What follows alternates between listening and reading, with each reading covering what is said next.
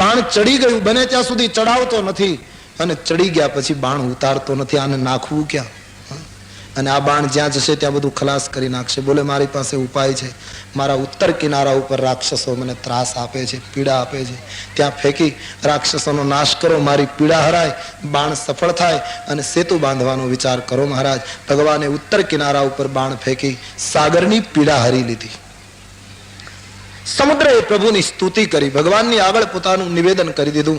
અને આ પ્રસંગે ગોસ્વામીજી દ્વારા એક જે પ્રસંગ આવ્યો છે, સમુદ્રએ પ્રભુની સ્તુતિ કરી, મહારાજ આપે મને ભય બતાવ્યો એ સારું થયું, દંડ આપવાની તૈયારી કરી એ સારું થયું. કારણ કે જગતની અંદર અમુકને જ્યાં સુધી દંડ ન આપો, જ્યાં સુધી ભય ન બતાવો, જ્યાં સુધી અને ફટકારો નહીં, ત્યાં સુધી સુધારો ન થાય. ઢોલ ગવાર શૂદ્ર પશુ નારી,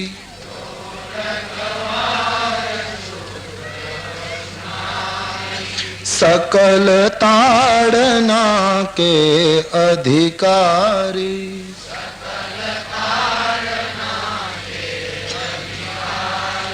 રામાયણમાં જેની વધારે પડતી ચર્ચા બુદ્ધિજીવીઓ કરે છે એ ચોપાઈ કે સમુદ્રએ કહ્યું મહારાજ આટલાને લાકડી લઈને ફટકારો તો સુધરે. ઢોલને લાકડી લઈને મારો, દાંડી લઈને પીટો તો જ. એ તો સીધી વાત ગઈ, પીટ્યા વગર ઢોલ વાગે? એને શ્રીફળ વધેરીએ, 11 વાટુની આરતી ઉતારીએ તો કઈ એમનેમ વાગે? એને તો મારો તો જ વાગે. ગવારને લાકડી લઈને ફટકારો તો જ સરખું ચાલે, શુદ્રને મારો તો જ સરખું ચાલે, પશુને ફટકારો તો જ સરખું ચાલે, અને સ્ત્રીને લાકડી લઈને મારો તો જ સરખું ચાલે. આ તો દરિયો બોલ્યો છે, અમે ખાલી ગુજરાતી કરીએ છીએ. આમાં તુલસીદાસજી પણ બિલકુલ નિર્દોષ છે. જેનું નિવેદન હોય એની પાસે ફરિયાદ કરો. હા, બધા કોઈ પણ કવિ ગ્રંથ લખે ને બધા નિવેદનો એના નથી હોતા. રાવણે કેટલું બોલ્યો છે તો એ તુલસીનું નિવેદન. રાવણ રામને શઠ કહીને બોલાવે તો એ ગોસ્વામીનું નિવેદન કહેવાય? એ રાવણ का निवेदन है, उसके तुलसी से कोई ताल्लुक नहीं. कवि से उससे क्या ताल्लुक है? એ તો સાગર બોલ્યો છે, તો જેને ફરિયાદ કરી હોય દરિયે જાય, 3 દિવસ બેસે. કારણ કે 3 દિવસ પહેલા તો એ બોલતો નથી, એને ટેવ છે. 3 દિવસ તો ફરજિયાત બેસવું પડે. રામને એને બેસાડ્યા છે. પછી વિનંતી પત્ર, મને કેટલા એવા પાત્રો છે નારી ધર્મના જેને ઊંચા ઉઠાવ્યા છે તુલસીજીએ. તો સમુદ્ર બોલ્યો છે. સમુદ્ર જળ છે, જળના નિવેદન ઉપર શું દ્રષ્ટિ રાખવી સાધુ પુરુષો? જળ ગમે તે બોલે, એની સાથે શું નિવેદન, એની સાથે ચર્ચા શું? પણ જળના નિવેદનોને જળ બહુ પકડે છે. जो लोग जड़ होते हैं वो जड़ के निवेदन को बिल्कुल जड़ता से पकड़ लेते हैं. आज तक इस चौपाई को छोड़ी नहीं लोगों ने. बस एक ही चौपाई पकड़ाई गई. रामायण कोई दिवस वांच्યું ન હોય પણ આ ચોપાઈ બધાને આવડતી હોય કે અહીં આમ કેમ. અને હું તો હંમેશા કહું કે કદાચ મારવાનું લખ્યું હોય તો આ તો ત્રેતા યુગને લાગુ પડે, કળયુગમાં બિલકુલ લાગુ પડે. અત્યારે તો આ લાગુ જ ન પડે. આ તો એક વચ્ચે આખો કાળ જતો રહ્યો દ્વાપરનો. આજ કળયુગમાં આજ કઈ લાગુ પડે? કાયદો અમુક વર્ષે ફરતા નથી, વટહુકમ દ્વારા કાયદો ફર્યા જ કરે. અને આ તો ત્રેતા યુગની કથા છે. આજ કેમ આપણે માથે લઈ શકીએ? એક સંત કહે છે નારી એકલી નારી નથી લખી અહીંયા. ઢોલને મારો તો વાગે, ગવાર શુદ્રનું વિશેષણ ગવાર. એક તો શુદ્ર છે અને પાછો ગવાર. સંસ્કૃતિ અને સભ્યતાને એક ગવાર શુદ્ર દ્વારા જો સહન કરવું પડતું હોય તો બાબાજી કહે એને ફટકારીને સરખો કરો. એક આંગળીનો સડો આખા શરીરમાં વ્યાપવાનો હોય તો ડોક્ટરો એક આંગળી કાપી નાખે છે. અને એ તો કલ્યાણકારી વિચારધારા છે. અને બધી સ્ત્રી નહીં, પશુ નારી જેનો સ્વભાવ પશુ કરતા ખરાબ થઈ ગયો એવી નારીને મારવાની વાત છે. બધી મહિલાઓને આ લાગુ પડતું નથી, પશુ નારી. અને એક સંત તો એમ કહે નારી એટલે નૃણામ અરી, ષષ્ઠી તત્પુરુષ. નરનો જે દુશ્મન સંસ્કૃતમાં એ નારી. સંસ્કૃત વાંગ્મય તરીકે એનો અર્થ એવો થાય સંધિમાં. તો નરનો દુશ્મન કામ, એટલે નારીનો એક અર્થ મહાત્માઓ કામ કરે છે. કામિનીને મારવાની વાત નથી, કામનાને મારવાની વાત છે. स्त्रियों से क्या लेन देन तुलसी को? तुलसी का कामना को फटकारो, कामिनी को नहीं. नारी मानी कोई स्त्री, स्त्रीलिंग के पुल्लिंग નો વિચાર તુલસીના માનસમાં આવી શકે નહીં. એ તો એટલી ભૂમિકા એ છે કે એને આવા હવે દ્વૈત દેખાય નહીં. એ તો એ કક્ષાએ પણ કામનાને મારવાની વાત છે. માટે મહિલા સમાજનો તુલસીએ દ્રોહ કર્યો હોય એવું તો કોઈ સંજોગોમાં માની શકાતું નથી. સિવાય કે જેને તુલસી સાથે પૂર્વગ્રહ હોય એ ભલે બોલ્યા કરે, इससे हमें कोई तेल लेवा देवा नहीं. कुछ लोगों को तुलसी से पूर्वग्रह है तो बोलते रहते हैं मुबारक. तुलसी तो मौन हो गए हैं, बोलना हो तो बोलिए, भयो चाहत अब मौन, कुछ भी कहना हो कहो। तो पशु नारी ने અહીંયા વાત સંતોને લાગે છે, મહાપુરુષોને. સમુદ્રએ પરમાત્માની આગળ સુંદર રજૂઆત કરી. સેતુબંધ બાંધવાનો નિર્ણય લેવાઈ ગયો. નિજ ભવન ગવ નેવું સિંધુ શ્રી રઘુબીરા હિયમત ભાયવું यह चरित कालीमल हरन जथमति दास तुलसी गायऊ सुख भवनु संशय शमन दमन विषाद रघुपति गुण गनात जी सकल आस भरोस गावई सुनागी संतत શઠ માના. સમુદ્ર પોતાના સ્થાનમાં પાછા ફર્યા. રઘુવીરને સેતુબંધ બાંધવાનો નિર્ણય અતિ ગમી ગયો. તુલસી કહે, આ ચરિત્ર કલયુગના મેલને હરનારું મેં મારી યથામતી ગાયું. આ કથા તો સુખનું ભવન છે, સંશયનું શમન છે, વિષાદોનું દમન છે. આશા તૃષ્ણા છોડીને હે શઠ મન તું રામ કથા કહે અને ગાતો રહે. આટલી સૂચના આપી. છેલ્લે લખ્યું, સકલ સુમંગલદાયક. રઘુવીરના ગુણગાન તમામ મંગલતાને પ્રદાન કરનારા છે. જે ભાવથી ગાશે સાંભળશે તે ભવસાગરને સિંધુ બિના જલજાન, વાણ વગર ભવસાગરને તરી જશે એવો આશીર્વાદ આપી બાબાજી સુંદરની સમાપ્તિ કરે. ઇતિ શ્રી રામચરિત માનસે સકલ કલિકલુષ વિધ્વંસને વિમલ વૈરાગ્ય સંપાદનો નામ પંચમઃ સોપાન સુંદર કાંડ સમાપ્ત. શ્રી સીતારામચંદ્રાર્પણ મસ્તુ. બોલો રામચંદ્ર. કાયેન વાચા મનસેન્દ્રિયૈર્વા બુદ્ધ્યાત્મના વા પ્રકૃતે સ્વભાવાત કરોમિ યદ્યત સકલમ પરસ્મૈ નારાયણાયેતિ સમર્પયામ. પ્રભુના ચરણે પાંચમું વાંગ્મય પુષ્પ સમર્પિત કરી રામચરિત માનસનું છઠ્ઠું સોપાન લંકાકાંડ. લંકાકાંડની શરૂઆતમાં કાળનું વર્ણન છે. લવ નિમેષ પરમાનુજુગ વર્ષ કલ્પ શરચંડ ભજસીન મનતે હિ રામ કહ કાલ જાસુ કો દંડ.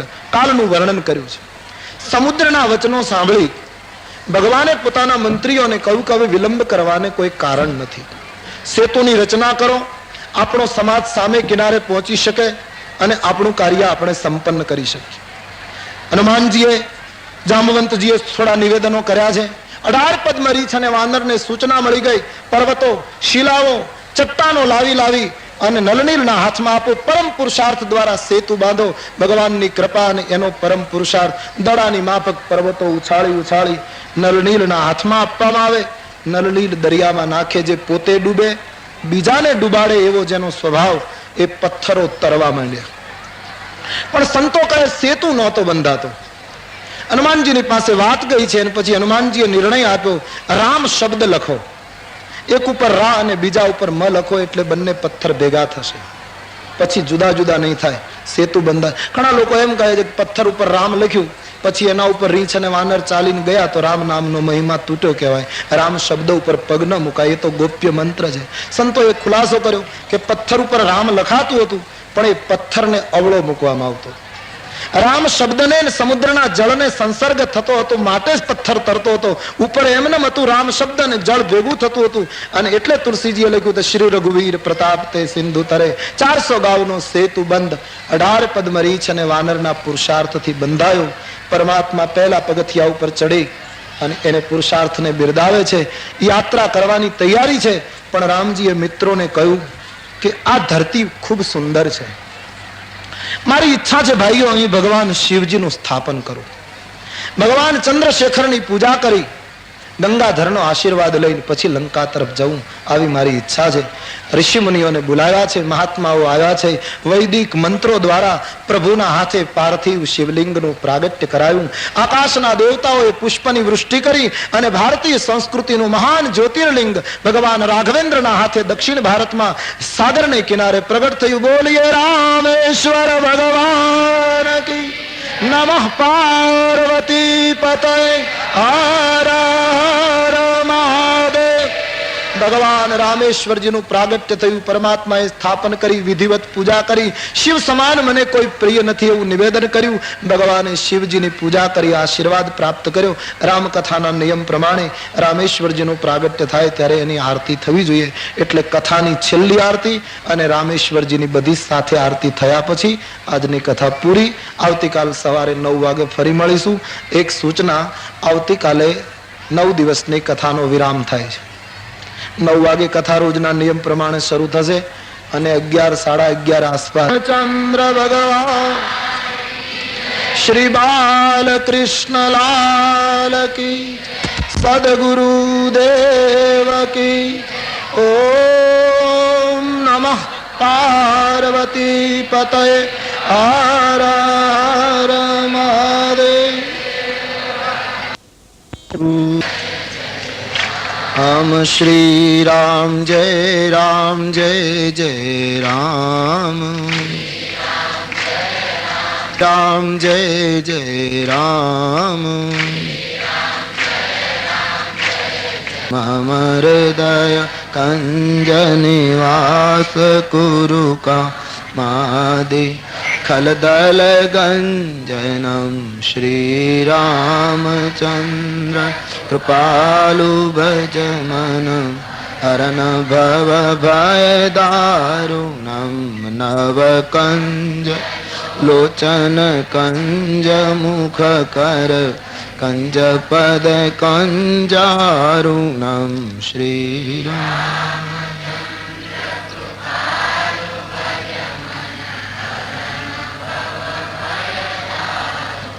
शंकर प्रिय मम द्रोही, शिव द्रोही मम दास. ते नर करहि कलप भरी, घोर नरक महवास. રામેશ્વરજીનું સ્થાપન થયું.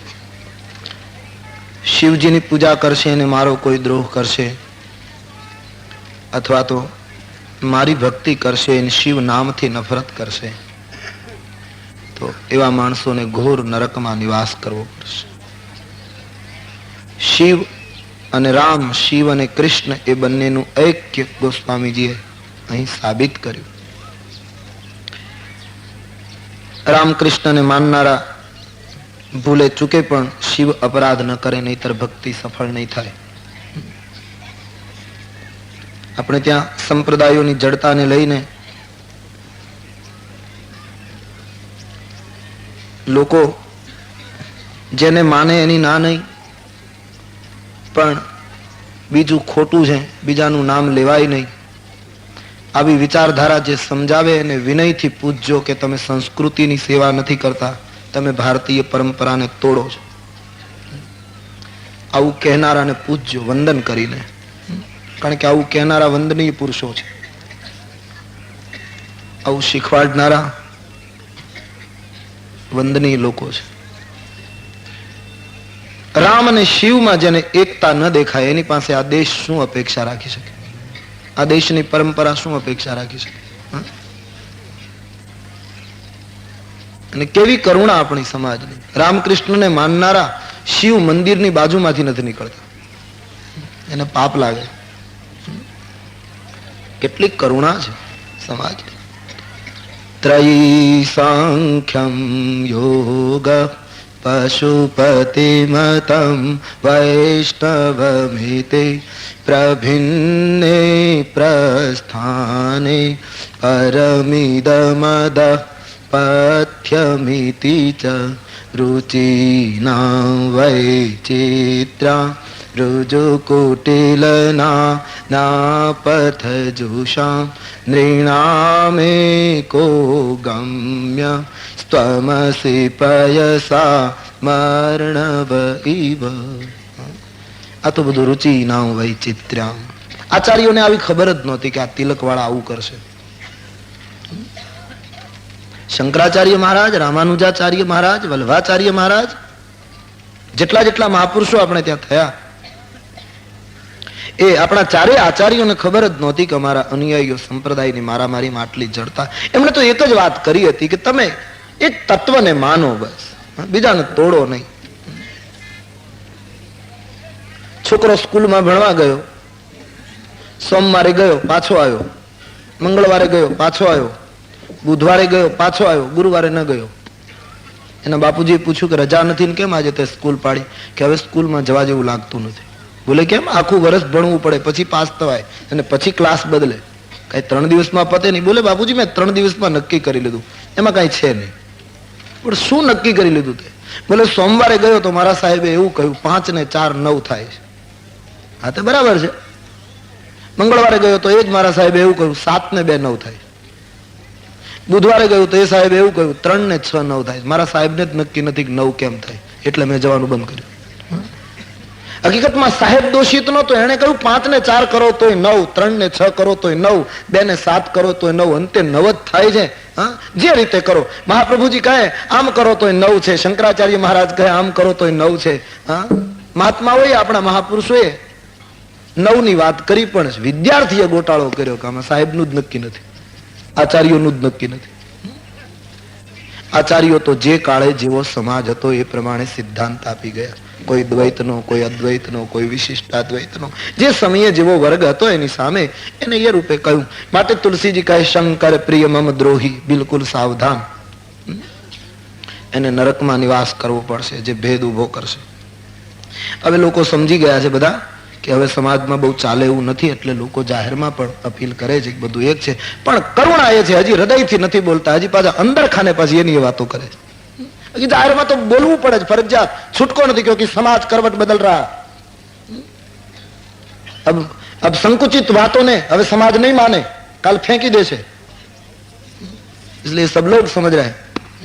પણ પાછી અંદરથી શીખામણ પાછી એ નહીં, જાહેરમાં બોલવું પડે, છૂટકો નથી. તો શિવ અને રામ એક છે, શિવ અને કૃષ્ણ એક છે. બાબાજી તો એમ કહે, ભગવાન રામજી બોલ્યા જો રામેશ્વર દર્શન કરગી, જો રામેશ્વર દર્શન કર. મારા સ્થાપિત ભગવાન સદાશિવ રામેશ્વરજીના કોઈ દર્શન કરશે તો સૌ તાનું તજી શરીર છોડીને મારા ધામમાં એ સીધા આવશે. ગંગાજળ લાવીને જે કોઈ ચડાવશે તે સાયુજ્ય મુક્તિ પામશે. શિવજીનું પૂજન કરી આટલી સૂચના આપી મને તમને. ભગવાન રામજીએ પ્રસ્થાનની તૈયારી કરી. સેતુબંધના પ્રથમ પગથિયા ઉપર ભગવાન ઉભા રહ્યા. ત્યાં તો પ્રગટ ભય સબ જલચર વૃંદા, જળચર જીવો ભગવત દર્શન કરવા માટે આવ્યા છે. આખો દરિયો જળચરોથી છવાઈ ગયો છે. ભગવાને બધાને કહ્યું કે હવે આમાં બધો સેતુ જ છે, ગમે ત્યાંથી ચાલી શકો છો. હવે એક જ સેતુ ઉપર ચાલવાનો પ્રશ્ન નથી. દરિયામાં ગમે ત્યાં પગ મૂકશો, હવે કોઈ જગ્યાએ તમારો પગ ખાલી નહીં પડે. અને તેથી અમુક જળચર ઉપર, અમુક કૂદીને, અમુક સેતુ ઉપર, કારણ કે કાફી ગીરદી સેતુ બંધ ભય ભીર કપી નભ પંથ ઉડાય, અમુક આકાશ માર્ગે, અમુક આ રીતે આગળ વધ્યા છે. 400 ગાવનો સાગર ઓળંગી ભગવાન રામજી તો 3 ડગલામાં બ્રહ્માંડને લઈ લે, એને સેતુ બાંધવો ન પડે. પણ આ તો મર્યાદા પુરુષોત્તમ છે, જેમ તેમ ગમે ત્યાં ડોક્યું ન કઢાય. શ્રુતિ સેતુ પાલકે તો સેતુ ઉપર જ ચલાય. એ તો રાવણ હતો, ગમે ત્યારે ગમે ત્યાંથી ડોક્યું કાઢી શકતો હતો. બાકી વેદનો પ્રતિપાલક જે પ્રભુ છે એ ભગવાન જ્યાં ત્યાં ન ચાલી શકે. માટે એને, કારણ કે માનસ મેં लिखा है श्रुति सेतु पा, ऋषिઓએ આ શબ્દો કઈ રાઘવને બિરદાવ્યા છે. શ્રુતિ સેતુ પાલક રામ તુમ જગદીશ માયા જાનકી, जो सृजति जग पालती हरती रुख पाई, कृपा निधान की. તેથી પ્રભુ સેતુ ઉપર ચાલ્યા છે. જળચર જીવો રામના દર્શન કરે છે. હિંસા ચૂકી ગયા છે. જળચર જીવો ભાવમય બન્યા છે. 400 ગાવનો સાગર ઓળંગી સામે કિનારે. મહાત્માઓ કહે છે, અને જાંબવંતજીને સંદેહ થયો. ભગવાનને પ્રશ્ન કર્યો, મહારાજ તમે સેતુબંધ ઉપર પગ મૂકો ને આટલા બધા જળચર જીવ તમારા દર્શન કરવા માટે બહાર નીકળે, અને આખો દરિયો જળચરથી છવાઈ જાય, અને એના ઉપરથી એ છવાયેલા દરિયા ઉપરથી ગમે ત્યાંથી સામે કિનારે જઈ શકાય એવું હતું, તો પછી આટલો બધો પરિશ્રમ શું કામ કરાયો સેતુ બાંધવાનો? જળચર જીવ ઉપર આવે, એના માથા ઉપરથી બધા નીકળી જવાના હતા, તો આટલો બધો કરવાની શી જરૂર? ભગવાને બહુ સરસ જવાબ આપ્યો કે સેતુ તમે ન બાંધત ત્યાં સુધી હું ઊભો ક્યાં રહે? તમે પેલા સાધનાનો સેતુ બાંધો એટલે હું આવીને ઉભો રહું, અને હું આવું પછી બધા માર્ગો ખુલ્લા થઈ જાય.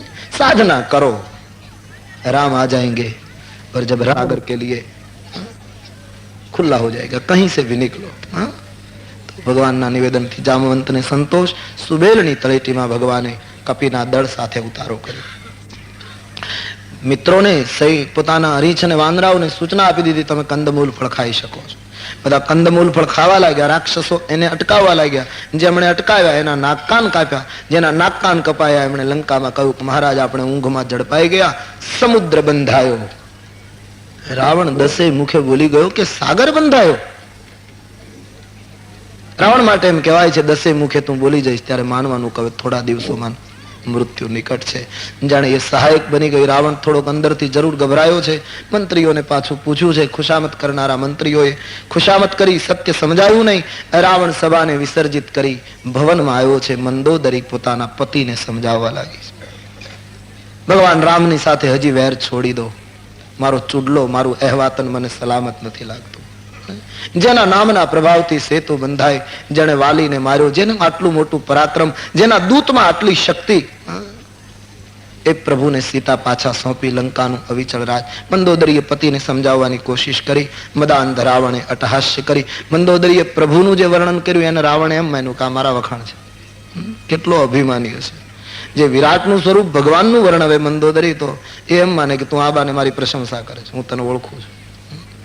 મદાંધ રાવણ પત્નીને લઈ પોતાના અંતર ભયને છુપાવવા માટે નૃત્યશાળામાં, અખાડામાં મનોરંજન માટે. માનવી જયારે અંદરથી ડરપોક થાય ને ત્યારે બહારથી ભરવાના ફાંફા મારે છે. અહીંયા જાઉં તો મને સુખ મળે, આ મનોરંજનમાં જાઉં તો, અહીંયા જાઉં તો. મારા તમારા વલખા છે. કોઈ ક્લબોમાં ફાંફા મારે છે, કોઈ ક્યાંય ફાંફા મારે છે, કોઈ જુદી જુદી સોસાયટીઓમાં ફાંફા. સુખના ફાંફા છે. પણ જ્યાં સુધી ભીતર રામ ભજન નહીં આવે ત્યાં સુધી કहीं ભી જાઓ કુશળતા મળતી જ નથી. રાવણ અંદરથી ડરેલો છે. મનોરંજન માણવા આવ્યો નૃત્યશાળામાં. ગંધર્વો આવી ગયા, અપ્સરાઓ આવી ગઈ, અને આ તો રાવણનો વૈભવ શું કહેવાનું. અહીંયા સુબેલની તળેટીમાં સરકાર સૂતા છે. અંગદ હનુમાન ચરણ દબાવે, સુગ્રીવ વિભીષણજી વિરાજિત છે. અને ભગવાને પૂર્વ દિશામાં જોયું તો ચંદ્રોદય જોયો. ચંદ્રને જોઈ પ્રભુએ પોતાના મિત્રોને પૂછ્યું કે ચંદ્રની અંદર કાળો ડાઘ શાનો? બધાનો મત લે છે, બધાની વિચારધારા જાણે છે. બધાએ પોતપોતાનો મત આપ્યો. કોઈએ કહ્યું એના અંદર છિદ્ર છે ને એમાંથી આકાશ દેખાય છે. કોઈએ કહ્યું અંદર ખાડા ટેકરા છે એટલે કાળો ડાઘ છે. કોઈએ કહ્યું બ્રહ્માએ રતિનું મુખ બનાવ્યું ત્યારે તેજસ્વીતા રૂપ આપવા માટે ચંદ્રની 4 કળા લઈ લીધી એટલે ઓછી થઈ ગઈ ને એનો કાળો ડાઘ છે. કોઈ કહે બૃહસ્પતિની પત્ની ઉપર ખરાબ દ્રષ્ટિ કરી એનું કલંક લાગી ગયું એનો કાળો ડાઘ છે. કોઈ કહે શિવજીએ કામદેવને બાળ્યો ત્યારે અગ્નિથી કામ બળ્યો પણ ધુવાડો જટામાં ઉપર ગયો અને ધુવાડો ચંદ્રને ચોંટી ગયો એનો કાળો ડાઘ પડી ગયો. કોઈ કહે ચંદ્ર રાહુ એને ગળી જાય એનો ભય રહ્યા કરે છે અંદરમાં ને એનો કાળો ડાઘ છે.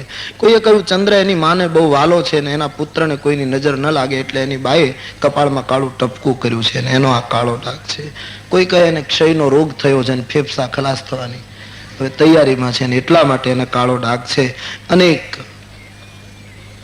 એક મહાત્માએ તો હમણાં એમ કહ્યું કે ચંદ્રને ખબર હતી કળયુગના માણસો મારા ઉપર પગ મૂકશે ને ત્યાં પણ પ્લોટ પાડવાની વાત કરશે. ઈ બીકનો મારો ત્યારનો કાળો થઈ ગયો કે આ ધરતીવાળાનો ભરોસો નહીં, અહીંયા આવીને મને ક્યાંક ખેડશે. આટલો પ્રકાશ જગતને આપ્યા કરું છું આટલા વર્ષોથી, તો આ માણસો મને નિરાત નહીં લેવા દે ને એ ભયને લીધે કાળો ડાઘ કદાચ પડી ગયો. કોઈ બી કારણ હોય, અનેક કારણો સંતો બતાવે છે. પણ ભગવાનને પૂછવામાં આવ્યું ત્યારે પ્રભુએ એવો મત આપ્યો, કારણ કે પોતપોતાના માનસ પ્રમાણે બધા બોલ્યા છે. અને કોઈ પણ વસ્તુનું અર્થઘટન માનસ શાસ્ત્રનો એવો નિયમ છે, પોતપોતાના માનસ પ્રમાણે જ લોકો કરે. ગમે તે વસ્તુ રજૂ કરો, એકની એક વાત હોય, પોતપોતાની રીતે જ લોકો એને ઘટાવે. એસટીની બસમાં એક જણાએ સિગારેટ પેટાવી ત્યારે કંડક્ટરે ના પાડી કે આમાં લખ્યું તમે જોતા નથી સિગારેટ પીવાની મનાઈ છે, નિયમ છે એસટીનો.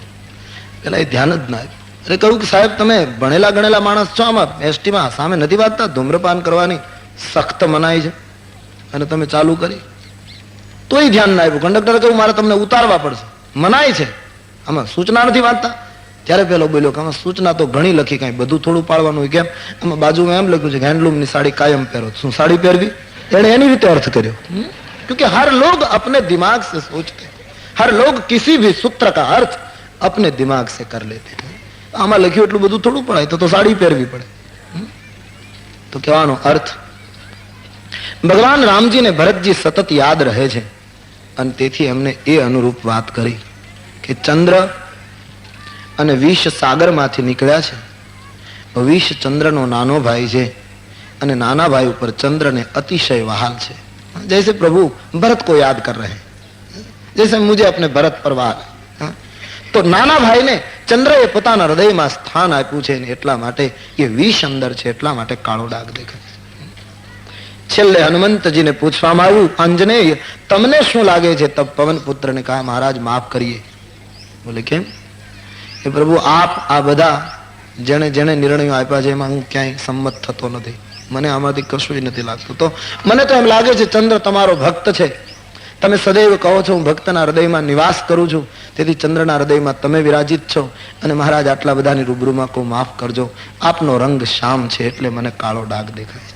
ચંદ્રના હૃદયમાં મને રાઘવ દેખાય છે. કહા હનુમંત સુનહુ પ્રભુ, શશી તુમાર પ્રિય દાસ, તવ મૂર્તિ વિધુ ઉર્બસી મન સોઈ. અનન્ય ઉપાસકને જ્યાં જોઈએ ત્યાં પ્રભુ જ દેખાતો હોય. બિલકુલ સીધી વાત. બધાને આનંદ થયો. પ્રભુએ આમ જોયું છે તો આકાશમાં વાદળાઓ ચડતા દેખાયા. માનો ઘટાટોપ લાગ્યું, મેઘની ગર્જના સંભળાતી હોય એવું લાગ્યું, કંઈક વાદળ જેવું, મેઘ જેવું લાગ્યું અને વીજળીનો ચમકારો લાગ્યો. વિભીષણને પૂછ્યું કે આ શું છે? વર્ષાનો કાળ છે લંકામાં અત્યારે, આપણે વ્યવસ્થા કરીએ. હમણાં મેઘ ચડતો એવું લાગે છે, ગર્જના કરે છે, વીજળીનો ચમકારો. વિભીષણે કહ્યું નહીં મહારાજ, એ મેઘ અને વીજળીનો ચમકારો નથી, એ તો રાવણનો અહંકારનું પ્રદર્શન છે. એ ગડહડાટી મેઘની નથી, રાવણના અહમની ગડહડાટી છે. અને એ ચમકારો વીજળીનો નથી, પણ રાવણની સમૃદ્ધિની ચકાચૌંધ છે. એ જગતને બતાવે છે કે મારી પાસે સમૃદ્ધિ કેટલી. મંદોદરીના કાનના શ્રવણ ફૂલ જે ડોલે છે મહારાજ, એનો આ ચમકારો છે. અને મૃદંગો મેઘ જે વાગી રહ્યા છે, વૈભવ છે, એનો આ અવાજ છે. આ તો રાવણનો અહમનું પ્રદર્શન છે. ભગવાન રામને ઈચ્છા થઈ છે, બાણ લઈ છોડ્યું છે. છત્ર મુકુટ તા ટંક સબ હતે એક હી બાણ. એક જ બાણ મુકુટ લઈ લીધા, નીચે પડી ગયા મુકુટ, છત્ર પડી ગયું, શ્રવણ ફૂલ તૂટ્યા, મૃદંગો ફૂટી ગયા, અને કોઈને ખબર ન પડે એમ બાણ પાછું રામના બાથામાં સુરક્ષિત. કોઈ અસ્ત્ર શસ્ત્ર જોયું નહીં, ધરતીકંપ થયો નથી, ઉલ્કાપાત થયો નથી, પવનનો એવો ઝપાટો આવ્યો નથી, સભામાં રસભંગ, મુકુટ પડી ગયા. આ બધું શું? બધા ભયભીત થઈ ગયા. નીચે પડેલા મુકુટ પાછા રાવણે લઈને માથા ઉપર મૂક્યા. એ તો રામજીનો ઈશારો હતો કે હવે સત્તા છોડી દે. દશરથ મહારાજનો મુગુટ ત્રાસો થાય ત્યાં નિર્ણય કરે ગાદી રામને આપું, અને આના ત્રાસા થવાને બદલે 10 નીચે પડે તો એ પાછો નમીન લઈ લે, સત્તા છોડી નહીં. બધા ભયભીત થઈ ગયા કે મુગુટ પડે એ તો બરાબર ન કહેવાય, અપશુકન કહેવાય. રાવણે કહ્યું મર્દોના માથા કપાય તો એ અપશુકન ન કહેવાય, એમાં મુગુટ પડે એમાં વળી શું? આવું તો શુરવીરોના જીવનમાં બિનાજ કરતું હોય. અહંકારનો રણકો હતો રાવણનો. મંદોદરી સમજી ગઈ કે આ નિશાની સારી નથી. સભાના ઉપર પોતાના ઉપરનો અહંકાર લાદી રાવણ પોતાના ઘરે આવે છે. મંદોદરી પગે લાગીને ફરી સમજાવવા લાગી, પતિદેવ સુહાગણ નારીના કાનના એરિંગ તૂટે, શાની નિશાની કહેવાય? હજી વિનંતી કરું. બાર મંદોદરીએ સમજાવવાની કોશિશ કરી. રાવણ માનતો નથી, ઉલટાનો મંદોદરીને વિનોદ કરતો, વ્યંગ કરતો, મશ્કરી કરતો. એમ કહે તો બાર મને આ રીતે સમજાવે છે, પણ આમાં તારો દોષ નથી. સ્ત્રીના હૃદયમાં 8 અવગુણ કાયમ નિવાસ કરે, એનું આ પરિણામ છે. એમ કરીને મજાક કરતો હતો, પોતાના ભયને છુપાવવાની કોશિશ કરતો હતો. મંદોદરી સમજી ગઈ કે માને એવું લાગતું નથી. સવાર થતા મદાંધ રાવણ પોતાના દરબારમાં બેસે છે, મંત્રીઓની સાથે ચર્ચા કરે છે. અહીં સુબેલની તળેટીમાં ભગવાન રામજીએ પોતાના મંત્રીઓની સલાહ લીધી કે આપણે લંકા તો આવી ગયા, પણ હવે શું કરવું? જામવંતે સરકારને કહ્યું કે મહારાજ, મારી ઈચ્છા એવી છે, મને એમ લાગે કે હજુ એકવાર રાવણને સમજાવવાની કોશિશ કરીએ. શસ્ત્ર ઉઠાવતા પહેલા જો શાસ્ત્રોથી સમજી જાય, આપણી નીતિ અને આપણા આદર્શોથી જો એનું માનસ પરિવર્તન થતું હોય તો શસ્ત્ર નથી ઉઠાવવું. અને પ્રભુ દૂત પઠાઈએ બાલી કુમારા, અંગદને રાજદૂત તરીકે અંગદની પસંદગી કરી. નહીતર ગામ હનુમાનજીનું જાણીતું હતું, પણ હનુમાનજીની પસંદગી અહીં ન થઈ. એક કારણ તો એ કે વાલીનો પુત્ર છે. વાલીએ રાવણને 6 મહિના સુધી પરાજિત કરેલો, એટલે જેણે રાવણને પરાજિત કર્યો છે એનો પુત્ર રાવણ ઉપર માનસિક રીતે પણ અસરકારક સાબિત થાય, એ બુદ્ધિ જામવંતની કામ કરે છે. બીજું, યુવરાજ પદ ભોગવતો અંગદ એ યોગ્ય વ્યક્તિ છે રાજનીતિની ચર્ચા માટે, ક્યોંકि કિષ્કિંધાનું યુવરાજ પદ ભોગવતો માણસ છે. ત્રીજું, જુદી જુદી પ્રતિભા ભગવાન રામ ના સેનામાંથી બતાવવાની વાત છે. એકલા હનુમાનજી જાય તો કદાચ એક તો અહંકારી રાવણ એ એવો અર્થ કરત કે આની પાસે કઈ બહુ માણસો નથી લાગતા, એકનો એક આવે છે, બીજું કોઈ લાગતું નથી, એવું ગણતરી કદાચ એના માનસમાં થાય. એટલે જુદા જુદી પ્રતિભાને મોકલવાનો એક વ્યવસ્થિત નિર્ણય અંગદને હુકમ થયો છે, આદેશ થયો. ભગવાનને વંદન કરી અંગદ બહુ સરસ કહે છે કે મહારાજ આપના કાર્યો તો બધા સ્વયં સિદ્ધ છે, મુझे તો કેવલ સન્માન મિલ રહા હૈ, હું તો કેવલ માધ્યમ બની રહ્યો છું. પણ રામની મૂર્તિ આજ સુધી મંદિરોમાં આપણે પધરાવીને એની પૂજા કરી, આજ સુધી અમારા સાધુઓ રામાયણ ગાતા થાક્યા નહીં. યુગો પલટી ગયા આ કથાને, હજી શંકર ભગવાન થાક્યા નહીં, કૈલાસ ઉપર બોલ્યા કરે. એ રામમાં એવી કઈ મહાનતા હતી? મહાનતાની કોઈ સીમા નથી. છતાં અહીંયા જે એક વસ્તુ દેખાય છે, આજ સુધી રામે મને તમને પકડી રાખ્યા છે એનું કારણ અંગદને એમ કહ્યું પ્રભુએ કે અંગદ તું રાવણ પાસે જાય છે તો એક કામ કરજે, તાજ હમાર તાસુ હિત હોય, આપણું કાર્ય થાય અને રાવણનું પરમ કલ્યાણ થાય એવી વાત કરી. રાવણનું અકલ્યાણ થાય. હજી રાવણનું અકલ્યાણ રાઘવના મનમાં વસ્યું નહીં. આનું નામ રામ. આવી આનું મંદિર બંધાય એ સનાતન કહેવાય, એ આદિ કહેવાય, જેની આ કીર્તિ, જેની આ અસ્મિતા. અંગદ તો સમજી ચૂક્યો છે કે પ્રભુના કાર્ય તો એની મેળાએ જ થતા હોય છે, કેવલ માધ્યમ કોઈને બનાવી દે છે પ્રભુ. અને તેથી અંગદ વંદન કરી અને રામ કાર્ય માટે લંકામાં પ્રવેશ કરે છે. લંકાના પ્રવેશમાં જ એક રાવણનો પુત્ર મળ્યો અને કંઈક બંનેને ચર્ચામાં કંઈક પેલું થયું ને એમાં પેલો કંઈક જુદી રીતે કંઈક બોલ્યો હશે, અથવા તો રાવણનો દીકરો એની રીતે કંઈક વર્તન કર્યું હશે. અંગદે પ્રહાર કર્યો, એને માર્યો અને લોકોએ જોયું કે રાવણના પુત્રને માર્યો છે, એનું ખલાસ કર્યો છે, અને બધા જ ગભરાઈ ગયા કે લંકા બાળી ગયો એ પાછો આવ્યો લાગે છે. આખી લંકા ભયભીત. રામાયણમાં તો લખ્યું છે અંગદ નીકળે બેફિકર નીકળ્યો છે લંકામાં, બિલકુલ બેફિકર. લોકો પૂછ્યા વગર રસ્તો બતાવી દે છે. બધા એમ કે સીધો સીધો રસ્તો દરબારમાં જાય, કારણ કે બધાને ખબર છે કે આપણે દરવાજે ઉભો રહે એમાં ફાયદો નહીં, માંડ માંડ મકાન સરખા કર્યા છે. બધાને હનુમાનજી જ લાગ્યા છે, બધા પગે લાગે છે. અંગદ આનો અર્થ બહુ સરસ કરે છે. બધા જયારે સન્માન આપવા લાગ્યા ત્યારે અંગદને એમ થયું કે આ સન્માન મારું નથી, આ સન્માન હનુમાનજી મહારાજનું છે. લોકો મને હનુમાનજી માનીને પગે લાગી રહ્યા છે. આ તો જેને માર્ગે જઈ રહ્યો છું એનું સન્માન છે.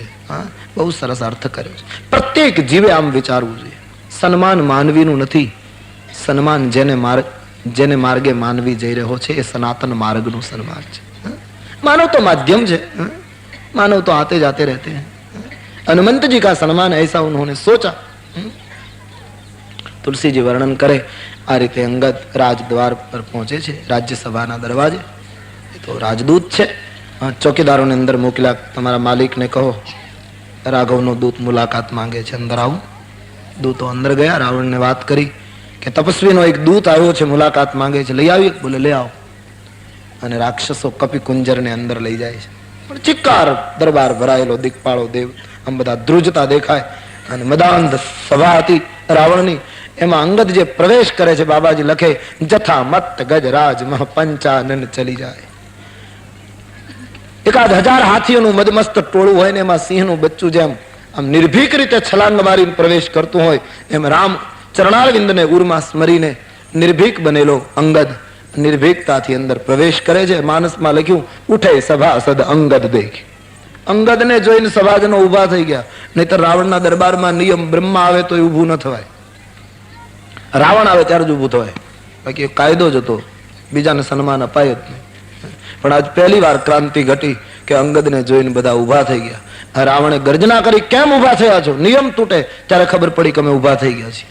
સહજ સન્માન. અમુક માણસની પ્રતિભા એવી હોય, માથું ન ઝુકાવવું હોય તો ઝૂકી જાય. સહજ ક્રાંતિ ઘટ જાતી. નામ ઠામ ખબર ન હોય, ગામની ખબર ન હોય, કઈ નાતે નેડો ન હોય, કઈ લેવા દેવા ન હોય, છતાંય અમુકની આગળ જયારે હૈયું ઝૂકે ત્યારે માનો એનામાં કઈ ઈશ્વરીય વિભૂતિ કામ કરી રહી છે. અંગદ તો રામદૂત છે, રામચરણની સેવા કરનારો માણસ છે. સન્માન મળ્યું. તુલસીજી વર્ણન કરે છે, શિર નમાય, આસન મળ્યું, ત્યાં વિરાજિત થયા છે. પણ અંગદને સન્માન મળી ગયું પોતાની સભામાં, એ રાવણને ગમ્યું નહીં. અને તેથી એ સન્માન જે મળી ગયું, અપાઈ ગયું, સહજ રીતે એને ઉડાડી મૂકવા માટે એકદમ તુચ્છ ભાષાનો પ્રયોગ કર્યો. તે કાહદાસ કંદ કવન તે બંદર. રાજદૂતની સાથે આ શબ્દ વાપરવો એ રાવણના મુખમાં શોભતું નહોતું. આટલા મોટા રાજનો નીતિનો જાણનારો માણસ, મોટો ધર્મનો વ્યાખ્યાતા. તો તું ક્યાં માણસ છો? તારે 10 માથા છે, મારે પૂછ છે એટલે તું બંદર કહેતો અને તારી જાતને તું મહામાનવ ગણતો, તો તું કઈ માણસ નથી. માણસને એક જ માથું હોય, તારે 10 છે એટલે તું માણસમાં આવતો જ નથી. जैसे मैं मानव में नहीं आता तेरी दृष्टि से, तू मुझे बंदर कह रहा है, तो मैं तुझे कहूंगा दूत दशकंधर. હું રાઘવનો દૂત છું, હે દશકંધર. મમ જન કહી તો હી રહી વિતાઈ. મારા પિતાજીને તારે દોસ્તી હતી એટલે મને એમ લાગ્યું કે બે હિતની વાત કહી આવું, તારું અકલ્યાણ ન થાય. આ બધું કાલ લૂંટાઈ જશે, હજી રામને શરણે આવી જા. આમ મારા પિતાને તારે દોસ્તી હતી એટલે આવ્યો છું. પિતાનું કહ્યું. રાવણ કહેવા લાગ્યો, હે વાનર, તારા પિતાનું નામ આપ. કયો તારો પિતા? હું તો બ્રહ્માની સાથે દોસ્તી ન બાંધું એટલો મોટો માણસ ને વાનરના પિતા સાથે મારે મિત્રતા? તારા જનકનું નામ આપ. કયું નામ આપીશ તો તમે ઉદાસ થશો, શરમાશો. બોલે નહીં, બતાવો તો સુનિએ. અંગદ નામ બાલી કર બેટા. મારું નામ અંગદ, હું વાલીનો પુત્ર. ક્યારેય ભેટો થયો છે? હવે 6 મહિના સુધી રાવણને વાલીએ બગલમાં દબાવેલો. એ અનુભવ તો કઈ ભૂલાય નહીં. પણ કબૂલ કરે તો રાવણ શાનો? અભિમાની કબૂલ તો કરે નહીં. માથા ઉપર હાથ ફેરવતા ફેરવતા એમ કહ્યું જાણે ભૂતકાળને યાદ કરતો હોય. હા હા, રહા બાલી વાનર મેં જાના. હા, વાલી જેવો વાનર એક હતો, મારી જાણમાં છે. કહ્યું જાણમાં નહીં, બરાબર યાદ છે. પણ અંગદ જો બધી કથા જાહેર કરશે તો પોતાનો તેજોવત થશે. એટલે રાવણે વાતને વિષયાંતરિત કરવા માટે કહ્યું કે હા, વાલીનો દીકરો, બહુ સરસ સમાચાર આપ્યા. તારો પિતા કેમ છે? કુશળ તો છે ને? એની તબિયત તો બરાબર છે ને? ઘણા સમય પહેલા મુલાકાત થઈ હતી, અત્યારે ક્યાં છે? અંગદે કહ્યું 10 દિવસ પછી આપે ત્યાં જવાનું છે જ્યાં મારા પિતાજી ગયા છે. દિન 10 ગયે બાલી પહોંચ્યા. અને ત્યાં બંને મિત્રો ભેટીને કુશળતા પૂછી લેજો કે રામના વિરોધની કુશળતા કેવી, વિગતવાર. તમને જો કે પછી તો તમારે કઈ પૂછવાનું રહેશે જ નહીં, કારણ કે તમને જાતિ અનુભવ હશે કે રામની વિરોધની કુશળતા કેવી. તારા પિતાને તપસ્વીએ બાણથી માર્યો? બોલે હા.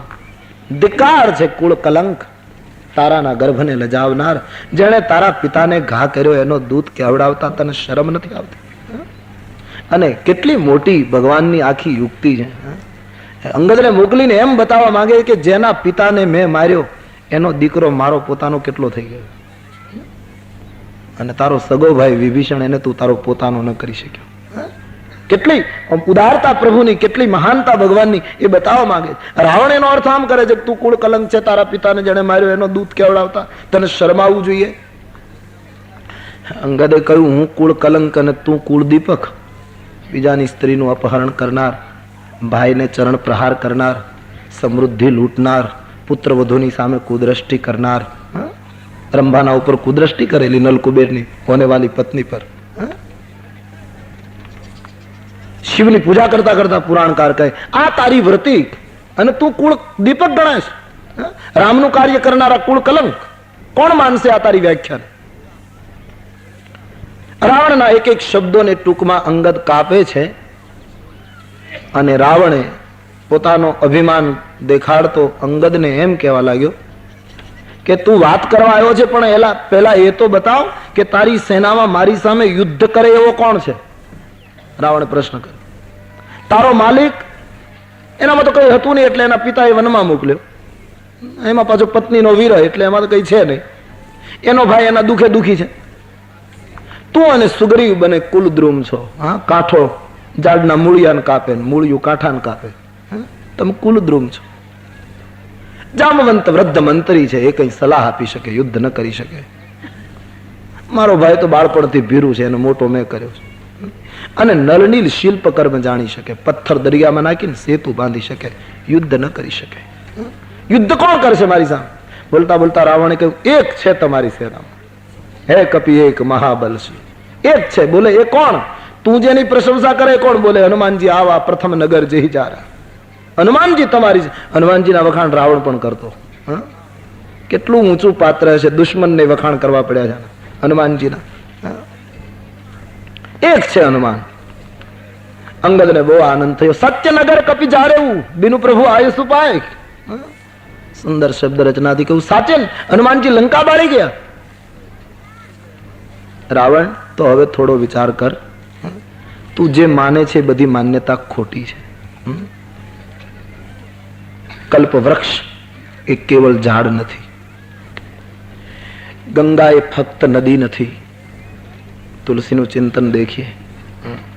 વૈકુંઠે કઈ રહેવાનો બંગલો નથી, અને અમૃત એ કઈ પ્યાલામાં રેડીને પીવાનો પ્રવાહી નથી. કામદુર્ગા ગાય એ પશુ નથી, મણી ચિંતામણી એ કઈ કાચનો ટુકડો નથી.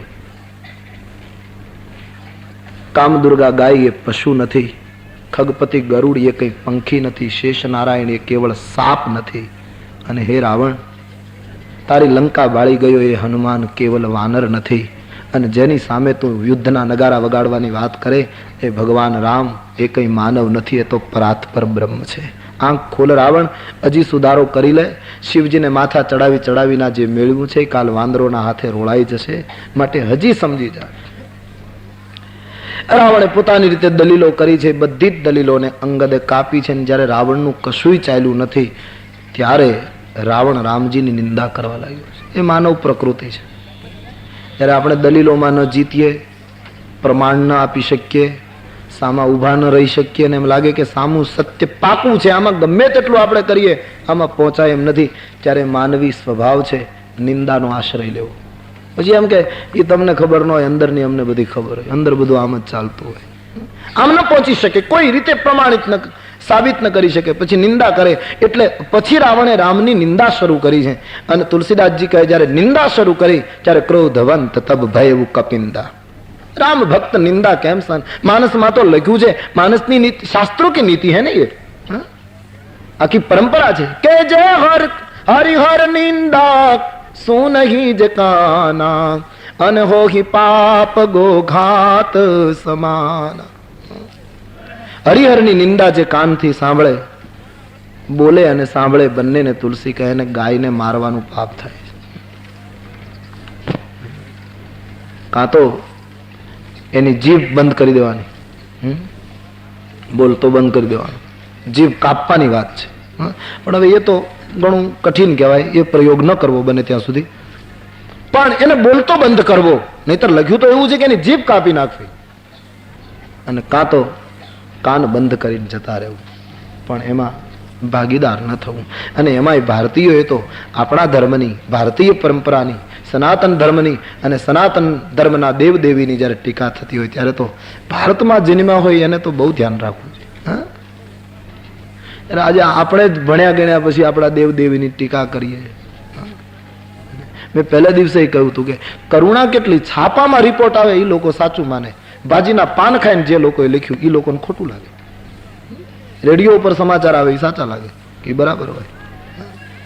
અને જેના અંતરની આકાશવાણીમાંથી જે સમાચારો નીકળ્યા, ભીતરથી રામ બોલાવતો તો એ નીકળ્યા, અને એના ઉપર લોકોનો આદર ઘટ્યો, એના જેમ તેમ અર્થ કરવા લાગ્યા.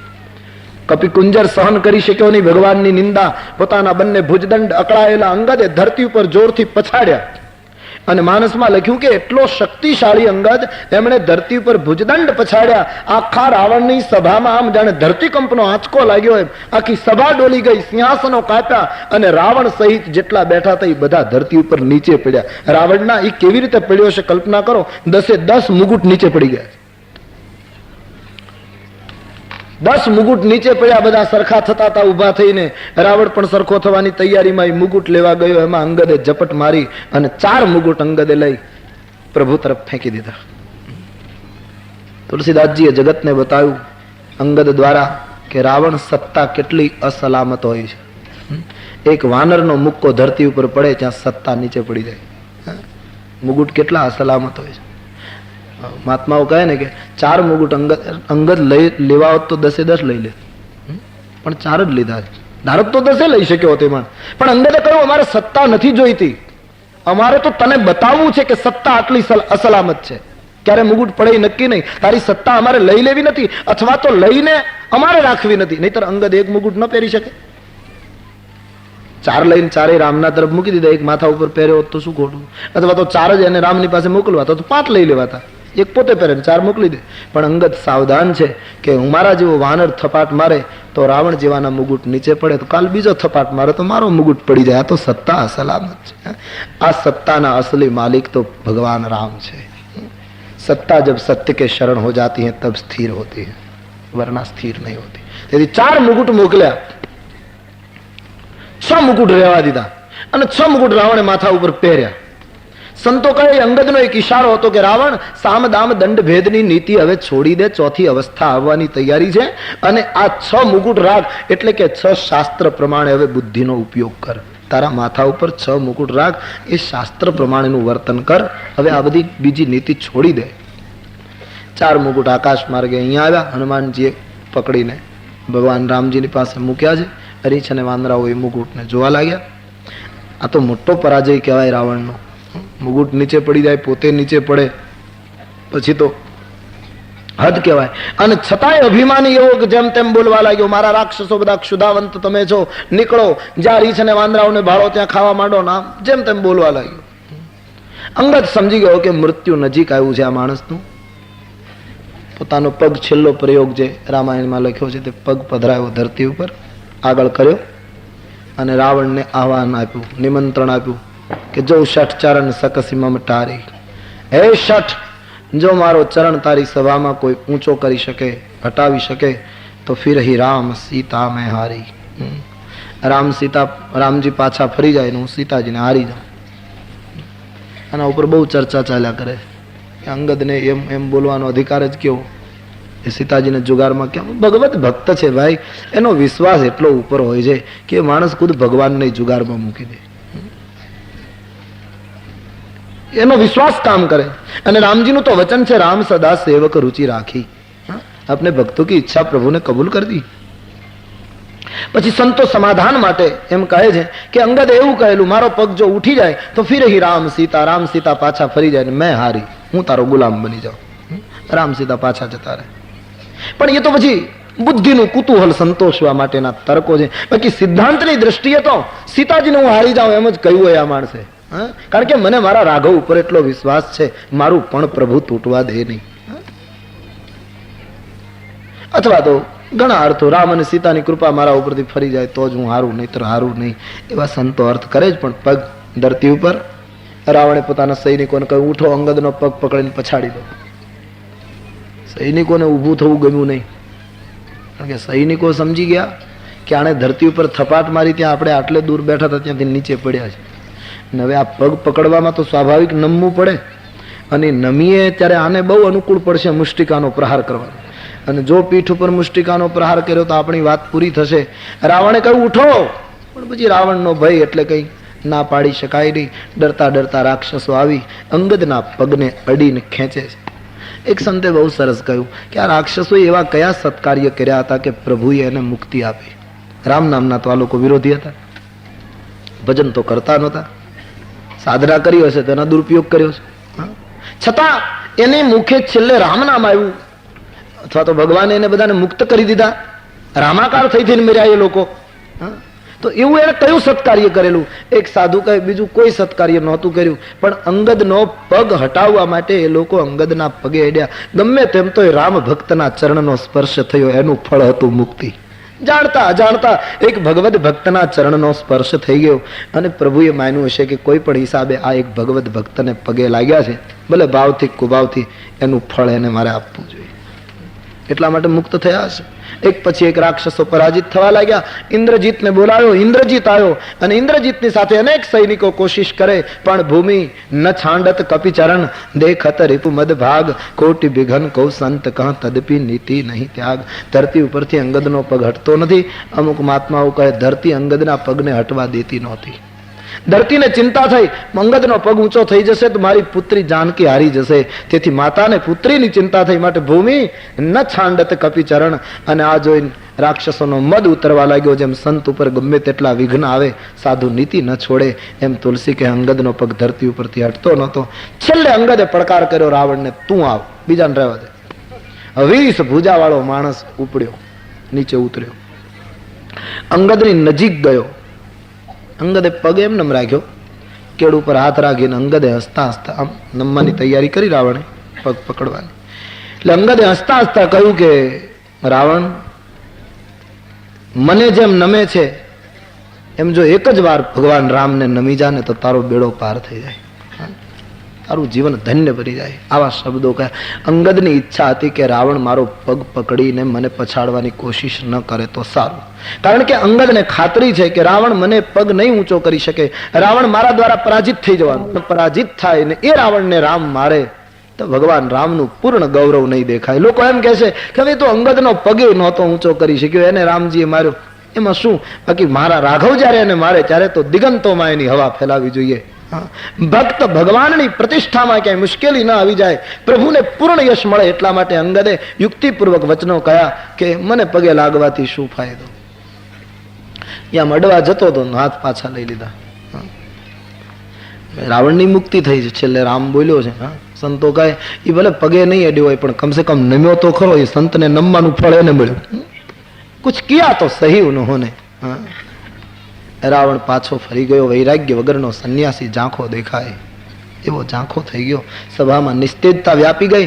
અંગદે કહ્યું કે ખેલ હવે તારો મારો મુકાબલો લંકાના મેદાનમાં થશે. તારા મસ્તકોને રીંછ અને વાંદરાઓ દડાની જેમ ઉછાળશે. આશા રાખું ત્યારે તું બકવાસ નહીં કરે.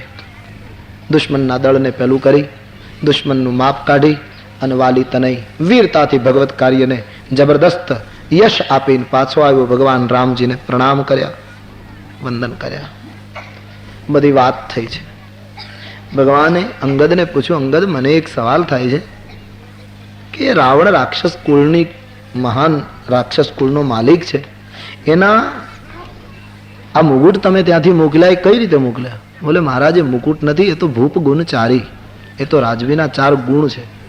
એટલે એ તમારી નિંદા કરવા લાગ્યો. મારાથી સહન થયું નહીં, મેં થપાટ મારી, નીચે પડ્યો, 4 મુગુટ મેં લઈ લીધા. મને એમ લાગ્યું કે સામદામ અરુદંડ વિભેદા નૃપ ઉર બસહી કહત મે બેદા નીતિ ધર્મ કે ચરણ સુહાય. મહારાજ હવે એને છોડીને તમારા શરણે એ 4 ગુણો આવ્યા છે. આ તો દંડ ભેદ, એ જે 4 ગુણો છે સામદામ દંડ ભેદ, એ છે. અંગદની વાતથી પ્રભુને આનંદ થયો. રીછ અને વાંદરાઓ રાવણના મુગુટ જુએ છે. સંતો બહુ સરસ વિનોદ કરીને કહે છે કે રીછ વાંદરાઓ ભગવાનને પૂછવા લાગ્યા, કારણ કે એને તો કંઈ આવું ક્યારેય પહેરેલું નહીં. ભગવાનને કહ્યું મહારાજ આ મુગુટ છે કે હા માથે પહેરવાનું? બોલે હા. મહારાજ કાલે યુદ્ધ શરૂ થાય ને રાવણ મરી જાય તો અમને આવું કંઈક અલંકારો વગેરે અમને કંઈ આપવામાં આવશે? ભગવાને કહ્યું હા બધું આપવામાં આવશે. ભગવાને ખુશ કર્યા છે બધાને. અતિ આનંદમાં અંગદે બધી વાત કરી. લંકાને 4 દરવાજા છે મહારાજ, યુદ્ધ અનિવાર્ય છે. યુદ્ધના વાજિંત્રો વાગવા લાગ્યા. સેનાની 4 ટુકડી થઈ ગઈ 4 દરવાજે રોકવા માટે. અને ભગવાનની સેનાની પાસે બીજા કોઈ શસ્ત્ર નથી. પ્રભુએ એક જ વાત કરી, નખ, દાંત, ચટ્ટાન, પહાડ, વૃક્ષ જે હાથમાં આવે એનાથી યુદ્ધ કરો, શસ્ત્ર શોધો નહીં. કેટલી સરસ નીતિ તુલસીજીની. યુદ્ધ કરવું હોય દુર્ગુણોની ઉપર, આસુરી વૃત્તિના ઉપર, અસદ વિચારોના ઉપર જ્યારે માણસે વિજય કરવો હોય ત્યારે તુલસી કહે હથિયાર ગોતવામાં ન રહેવાય, હાથમાં જે આવે એનાથી પ્રહાર કરો. હથિયાર ગોતવામાં રહીએ ત્યાં 60 વર્ષ થઈ જાય અને પછી કદાચ હથિયાર જડે તો શરીર કઈ ફેંકે એવું રહ્યું ન હોય. આવું થયું હોય. જે સમયે જે વસ્તુ હાથમાં આવી એનાથી દુર્ગુણ ઉપર પ્રહાર કરવાની તુલસીદાસજીની તાત્વિક સૂચના. અને લંકાનો ગઢ આ રીતે ઘેરાયો. એક બાજુ રામનો જય જયકાર, એક બાજુ રાવણનો જય જયકાર, અને ભયંકર યુદ્ધનો આરંભ થાય. તુલસીદાસજીએ ઘણું જ યુદ્ધનું વર્ણન કર્યું છે લંકા કાંડમાં. મેં બિલકુલ સંક્ષેપ કર રહા હું સમય પર પહોંચને કે લીએ. અને અમારે મહાત્માઓ કહે કે એના શબ્દોમાં કહું તો બાધણનું વર્ણન કઈ બહુ કરાય નહીં. બહુ જે લડવાનું હોય એ કંઈ બહુ જોવાય નહીં. જ્યાં બહુ તોફાન થતું હોય બાધણમાં શું બહુ રસ લેવો, એટલે એના વર્ણનમાં કંઈ બહુ. અને રાવણ તો જેમ જલ્દી મરે એ જ સારું ને. આ પ્રયાસો અંતે રાવણને મારવાના છે. કોઈને કોઈ હિસાબે એકાદી ચોપાઈની ચોટ લાગી જાય અને 10 માંથી એકાદું માથું કપાતું જાય ધીરે ધીરે તો ભી ઠીક હે. કારણ કે એને તો ઉગતા હતા એમ આપણે પણ એવું થયા કરે છે. અંતે તો રાવણને, આંતરિક રાવણને મારવાની વાત છે. ભયંકર યુદ્ધ ચાલે છે. પહેલા દિવસના યુદ્ધમાં રાવણની અડધી સેનાનો નાશ થાય છે એવું સેનાપતિ રિપોર્ટ આપે છે. આધા કટક કપી આજુ સંહારા. રાવણ થોડોક ગભરાયો છે. ઇન્દ્રજીતે કહ્યું પિતાજી ચિંતા નહીં કરશો. બીજા દિવસના પ્રાતઃ કાલે સવારના સમયે ઇન્દ્રજીત રથ લઈને મેદાનમાં આવ્યો છે. ભયંકર શક્તિશાળી છે ઇન્દ્રજીત, તાકાત ખૂબ છે. એમણે ખૂબ યુદ્ધ કર્યું છે. ભગવાન રામજી ઇન્દ્રજીતની સામે ગયા ત્યારે મહાત્માજીએ લખ્યું કે નાગપાશ બાણથી એમણે ભગવાનને પણ બાંધી દીધા અને માયા બતાવવા લાગ્યો. જેની માયામાં સમગ્ર બ્રહ્માંડ વીંટાયેલું હોય એને ઇન્દ્રજીત માયા બતાવતો તો રણરંગની શોભા વધારવા માટે ભગવાન એક સામાન્ય એ રાક્ષસ એની સામે ભગવાનની સામે એના નાગપાશથી બંધાઈ ગયા. દેવતાઓ ચિંતિત થયા. નારદજીએ ગરુડને વાત કરી. ગરુડજી આવી નાગપાશને કાપી ગયા, ભગવાનને મુક્ત કર્યા. રણની શોભામાં પ્રભુએ વૃદ્ધિ કરી. ઇન્દ્રજીત ઘણો જ સફળ સાબિત થયો છે યુદ્ધના મેદાનમાં. ઇન્દ્રજીતની સામે લડવું બધાને બહુ મુશ્કેલ પડ્યું છે. ખૂબ જ શક્તિશાળી છે. રાવણનો પુત્ર. ભયંકર યુદ્ધ ચાલે છે. રામના પક્ષે પણ ખુવારી થાય છે, રાવણના પક્ષે પણ ઘણી જ ખુવારી થતી રહી. આખું રણ મેદાન લાલ રંગથી રંગાતું રહ્યું. પછીના યુદ્ધમાં જ્યારે ઇન્દ્રજીત યુદ્ધે ચડ્યો ત્યારે લક્ષ્મણજી યુદ્ધ માટે આવે છે. ભગવાન રામજીની પાસેથી લક્ષ્મણજી ઇન્દ્રજીતની સામે આવ્યા. બંને મહાન વીર પુરુષ છે. સંતો કહે છે બંને મહાન પતિવ્રતા સ્ત્રીઓના પતિ છે, સુલોચના અને ઉર્મિલા. ભયંકર યુદ્ધ થયું ઇન્દ્રજીતનું લખનનું. લક્ષ્મણજી ઇન્દ્રજીતને મૂર્છિત કરવાની કોશિશ કરે અને પરાજિત કરે, વળી પાછો એ માયા કરે, તોડે. ઘણું યુદ્ધ ચાલ્યું છે. ઇન્દ્રજીત સમજી ગયો કે આને મુશ્કેલીમાં મૂકવા કઠિન છે અને તેથી વીરને ઘાત આપે એવી સાંગ ઇન્દ્રજીતે લક્ષ્મણજીને મારવા માટે કાઢી. સંતો એમ કહે છે કે સાંજનો સમય હતો અને શેષાવતાર લખનની છાતીનું લક્ષ્ય લઈ ઇન્દ્રજીતે જ્યારે સાંગ ખેંચી ત્યારે નંદીગ્રામમાં ભરતજીને, સુબેલની તળેટીમાં સરકારને, અયોધ્યાની અંદર માતાઓને, સતી ઉર્મિલાને અને અશોક વાટિકામાં ભગવતી સીતાજીને આટલાને અપશુકન થયા. મંત્રોચ્ચાર કરી અને શસ્ત્ર ફેંકાઈ ગયું હશે તેજ પુંજ લક્ષ્મણ ઉરલા. લક્ષ્મણજીની છાતીમાં એ શસ્ત્ર વાગે છે. લક્ષ્મણજી ધરતી ઉપર ઢળી પડે છે. ઇન્દ્રજીતનો વિજય થયો. ઇન્દ્રજીતને એમ થયું કે મેં લક્ષ્મણ ઉપર પ્રહાર કરી અને એને પરાજિત કરી દીધા. આ લક્ષ્મણને મૂર્છિત સ્થિતિમાં હું લંકામાં લઈ જાઉં અને પૂરી દઉં તો રામની એક ભુજા ખલાસ થઈ ગઈ ગણાય, ઉપચાર ન થઈ શકે.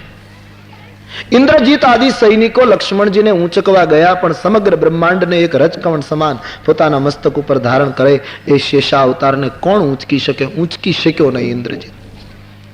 હનુમાનજી યુદ્ધનો છેલ્લો સમય હતો અને છેલ્લું નિરીક્ષણ કરતા હતા લંકાના રણાંગણમાં. એમણે જોયું કે લખનજીની આ સ્થિતિ છે. હનુમંતજી દોડ્યા છે. ઇન્દ્રજીતે જોયું કે હનુમાન આવે છે, ગભરાયો. એમણે સૈનિકોને કહ્યું મારુતિ આવે છે. બધા જ ભાગે છે. હનુમાનજીની આંખમાં કાળ વ્યાપી ગયો મંદોદરીના પુત્ર ઉપર. અને તે દિવસે હનુમાનજીના મનમાં એવો અવાજ ઉઠ્યો કે ઇન્દ્રજીત, આજ મારો ભગવાન મૂર્છામાં ન હોત તો હું તને તારા ઘરમાંથી કાઢીને મારત, પણ હવે પછી હું તને જોઈ લઈશ. બાળક જેમ ગુલાબનું ફૂલ ઊંચું કરે એમ રામ કહીને એમણે લખનને લઈ લીધા. હનુમાનજી, ઇન્દ્રજીત હનુમાનજીની ભુજાની તાકાતની સામે જોઈ રહ્યો. એ પાછો ફર્યો. હનુમંતજી મૂર્છિત લખનજીને ભગવાન રામજીની પાસે લાવવાની તૈયારી. અહીં સંધ્યાના સમયે ભગવાન સુગ્રીવને પૂછે છે લખન ક્યાં? હજુ કેમ ના આવ્યો? પ્રભુ ચિંતિત થઈ ગયા. સુગ્રીવ કહે મહારાજ હમણાં યુદ્ધના સમાચાર આવી રહ્યા છે, સૈનિકો પાછા ફરી રહ્યા છે, હમણાં ખબર આવશે. ત્યાં તો લખનજીને ભગવાનના ચરણમાં સુવડાવી દીધા. મૂર્છિત લખનને જોતા કમલ નયન ભીંજાઈ ગયા છે. મારુતિ બોલે હા પ્રભુ. ઇન્દ્રજીતે શક્તિનો પ્રયોગ કર્યો. એ તો લંકામાં લઈ જવા માંગતો હતો પણ સફળ ન થયો મહારાજ, અને મારી જવાબદારી થઈ ગઈ આપના પાસે લાવવાની. પણ પ્રભુ આજ જો મને સમય હોત તો હું રહેવા ન દેતી ઇન્દ્રજીતને. આખા કપી કુળમાં ઉદાસીનતા આવી ગઈ. જાંબવંત બહુ બુદ્ધિમાન કે ભગવાન જો રડી પડશે તો આવતીકાલે સેનાને માનસિક રીતે યુદ્ધ માટે તૈયાર કરવી મુશ્કેલ પડશે. અને તેથી સમજદાર જાંબવંતે કહ્યું મહારાજ લંકામાં સુષેણ નામનો વૈદ છે, હનુમાનજીને મોકલો, વૈદને લઈ આવે. હનુમાનજીની સામે જોયું છે. હનુમાનજીએ ભગવાનને કહ્યું મહારાજ આપ નિશ્ચિંત રહે, હું હમણાં આવું. હનુમાનજી લંકામાં ગયા અને જાંબવંતનું સૂચન લઈને ગયેલા હનુમાનજી, મહાત્માઓ કહે છે આખું મકાન વૈદનું લઈ આવ્યા છે. નહીતર લાવવાનો હતો એક વૈદ. પેલો દાખલો હશે કે બંગલા સહિત ડોક્ટરને લાવ્યા હોય, નહીતર પેટી લાવે. પણ આખું મકાન. હનુમાનજીએ વિચાર્યું છે કે લંકામાં રાતનો સમય છે, વૈદને હું જગાડું ને આમે લંકા મારાથી ડરે છે, ને વૈદ મને જોતા જ બૂમો પાડવા માંડે તો રાક્ષસો ભેગા થશે, ને ભેગા થશે તો લડવું પડશે. લડવામાં કેટલો સમય જાય એ કંઈ નક્કી નહીં. એના કરતાં આખું મકાન જ લઈ જાઉં, ત્યાં જ જગાડીશ, એટલે બીજો કોઈ ખતરો નહીં.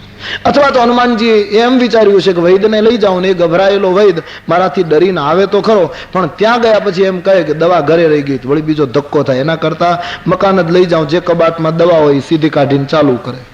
અને હનુમાનજી માટે તો કઈ અશક્ય જ નથી ને. બેનો તાવડીમાં રોટલી આમથી આમ કરે, હનુમાનજી બ્રહ્માંડને આમથી આમ કરે. અતુલિત બલધામમ, એના માટે કોઈ પ્રશ્ન નથી. આખું મકાન લીધું ત્યારે ઘણાને શંકા પડે કે આખું મકાન લીધું હશે તો પછી ભાગીદારીમાં દિવાલો હશે એનું, જેને દિવાલો આમ ભાગમાં આવતી હશે. એક સંત એમ કહે કે ભવન સહિત સમેત કદાચ રૂઢપ્રયોગ હોઈ શકે, ઘર સહિત. આપણે લગ્નમાં જઈએ ને પાડોશીઓ કંઈક પ્રસંગે ગયા હોય ને લગ્ન પૂરા કરીને આપણે આવીએ, પાડોશીઓ આપણને પૂછે કે લગ્ન કરી આવ્યા, આપણે કહીએ આ કોણ કોણ ગયા હતા, આપણે કહીએ આખું ઘર. આખું ઘર એટલે ગાદલા ગોદડા ચૂલા તાવડી ને એ બધું નહોતું ગયું. આખું ઘર એટલે ઘરના પરિવારના જે માણસો હશે તે પણ બોલીએ આખું ઘર. કદાચ એવું પણ બને સુષેણે કહ્યું હશે હનુમંતજીને, મારુતિ હું આવું તો ખરો, મને તો રાઘવના દર્શન થાય, પણ મારા પરિવારને ક્યારે રામ દર્શન થશે? રામજી તો નગરમાં આવતા નથી ને અમે તો વૈદનું કુળ, અમારે કઈ લડાઈ ન કરાય, યુદ્ધના મેદાનમાં તો આવવાનું નથી અમારે. આ બાને પ્રભુના દર્શન થાય એ અર્થમાં કદાચ લઈ ગયા હશે. કોઈ વિકારણ હનુમાનજીએ સુષેણને હાજર કર્યા. સુષેણ લક્ષ્મણજીને જોઈ અને કહા નામ ગિરી ઔષધિ જાહુ પવન સુતલે. પર્વતનું નામ આપ્યું સંજીવની નામની ઔષધિ લાવવાની. વૈદે જ કહી દીધું હનુમાનજી તમે લેવા જાઓ, કારણ કે એને ખબર પડી ગઈ કે આ જ લાવી શકે, જે મને અહીંયા લાવી શકે એ જ માણસ ઔષધિ લાવી શકશે. હનુમાનજી આપ જાઓ. પણ એક ગંભીરતા, ભગવાન પૂછે છે શું? કે પ્રભુ સૂર્યોદય પહેલા જો ઔષધિ આવશે તો મારા કાબુની વાત છે, સૂર્યોદય થયા પછી ઔષધિ કામ નહીં કરી શકે, હું અસફળ રહીશ. સરકાર હનુમાનજીની સામે જુએ છે. મારુતિ વૈદની વાત સમજી લેજે, સૂર્યોદય પહેલા ઔષધિને લાવવાની છે. હનુમાનજી કહ્યું મહારાજ આપ બેફિકર રહીએ, આપની કૃપાથી, આપના બળથી, આપના નામના પ્રભાવથી હું સંજીવની સૂર્યોદય પહેલા હાજર કરી દઈશ.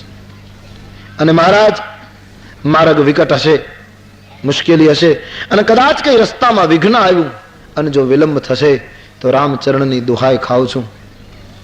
સૂરજ ઉગવાની જો તૈયારી કરશે તો હું સૂરજને પકડીને મારા મુખમાં ગળી જઈશ, બાકી લખન બેઠા ન થાય ત્યાં સુધી સૂરજને ઉગવા નહીં દઉં. કારણ કે મને બાળપણથી ટેવ છે, બાલ સમય રવિ ભક્ષ કિયો તબતી નહીં લોક ભયો અંધિયારો. સૂરજને ઉગવા નહીં દઉં મહારાજ જ્યાં સુધી લખન બેઠા ન થાય. હનુમંતજીની યાત્રા સંજીવનીના પર્વત તરફ થઈ ગઈ. રાવણને સમાચાર મળ્યા. રાવણ કાલનેમીને ઘરે ગયો. કાલનેમીને કહ્યું હનુમાનજીના માર્ગમાં વિઘ્ન કરવા જા.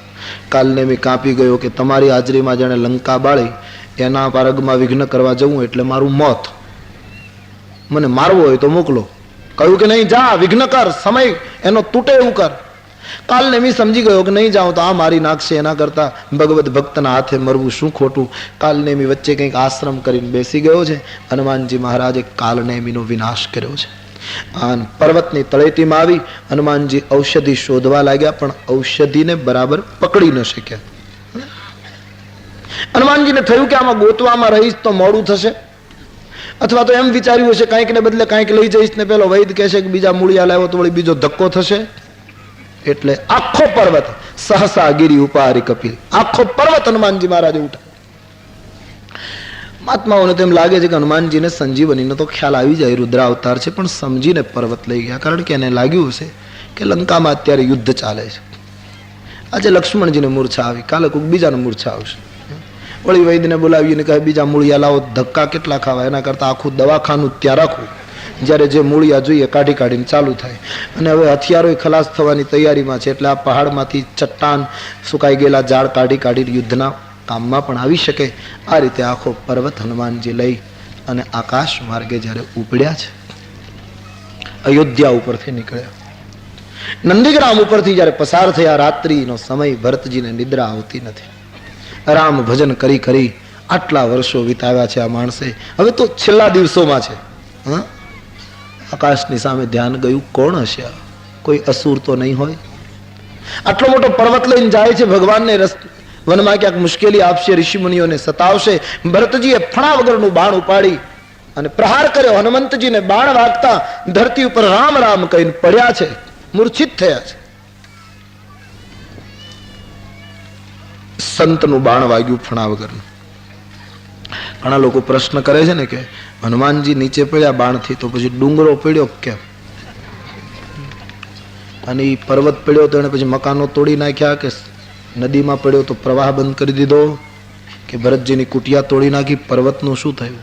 સંતો જવાબ આપે છે હનુમાનજી જ પડેલા, પર્વત નહોતો પડ્યો, પર્વત ઉપર રહી ગયેલો. એ બુદ્ધિગમ્ય નથી, ભાવથી પકડવું પડશે. કારણ કે પર્વતને હનુમાનજીએ નહોતો ઉપાડ્યો, પર્વતને રામે ઉપાડ્યો હતો. હનુમાનજી માધ્યમ હતા. અને જગતમાં જેને રામ ઉપાડે એ કોઈ દિવસ નીચે ન પડે. જેના મનમાં એવો ભાવ જાગે કે હું ન હોત તો આમ ન થાય, એને પડવું પડે, એને સંતનું બાણ પછાડે.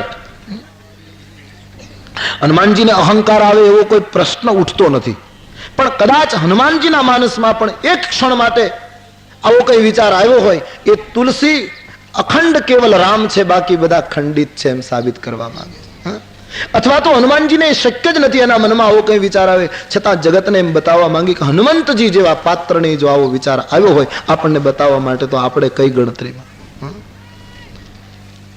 હનુમાનજી ધરતી ઉપર પડ્યા, મૂર્છિત થયા. ભરતજીની આંખમાં આંસુ આવી ગયા કે જ્યારે મેં બાણ માર્યું ત્યારે કોઈ રામ ભક્ત નીકળ્યો. મારી ભક્તિ સાચી હોય, મેં રામ ભજન બરાબર કર્યું હોય તો આ કપી શૂલથી વિગત બને. અને જ્યારે એ શબ્દો કહ્યા ત્યારે હનુમાનજી જાગ્યા, મળ્યા છે. કોણ છો આપ? હનુમાનજીએ પૂછ્યું આટલું મોટું બાણ મારનાર આપ કોણ છો? બોલે હું ભરત છું. હનુમાનજી લંગડાતે પગે ભરતજીને વંદન કરે છે. બધી કથા કહી. લંકાના રણાંગણમાં યુદ્ધ ચાલે છે, લખનજી મૂર્છિત છે. ભરતજીની આંખમાં આંસુ આવી ગયા કે ધિક્કાર છે કઈ કઈ પુત્ર, તું ઈશ્વરના એક એક કામમાં ન આવ્યો. બહુ દુઃખ થયું ભરતજીને. હનુમાનજીને કહ્યું વિલંબ થશે ના તો મુશ્કેલી થશે, મારુતિ તું મારા બાણ ઉપર બેસી જા, હું તને લંકાના પાદરમાં પહોંચાડી દઉં. હનુમાનજીને એક ક્ષણ માટે એમ લાગ્યું કે મારા ભારથી બાળ, પણ બીજે જ ક્ષણે એને થયું પ્રભુની કૃપા હોય તો શું ન થાય, અગ્નિ કપાસને બાળે એ તો જગત જાણે, પણ પ્રભુની કૃપા થાય તો કપાસ અગ્નિને બાળી નાખે. મહારાજ આપના બાણની માફક જ જઈશ. હનુમંતજી પાછા વળવાની તૈયારીમાં. સંતો એમ કહે છે, સાંભળ્યું છે મહાત્માઓ પાસેથી કે હનુમાનજીને કાં તો દાઢીએ વાગ્યું છે થોડું, અને પગે વાગ્યું છે પડ્યા એટલે. અને એમ કહેવાય છે કે પગનું એકાદું હાડકું થોડું મરડાયું છે, થોડું ઘા થયો છે. અને પછી એ પગ એમને થોડોક લંગડાતો ખચકાતો રહ્યો છે. અને તેથી ખાસ કરકે अवध के कुछ संत लोग हनुमान जी को लंगड़े जी कहकर पुकारते हैं. इसलिए एक बार बड़े जोरों शोर से लंगड़े जी का हम जय जयकार करें. बोलिए लंगड़े जी महाराज की.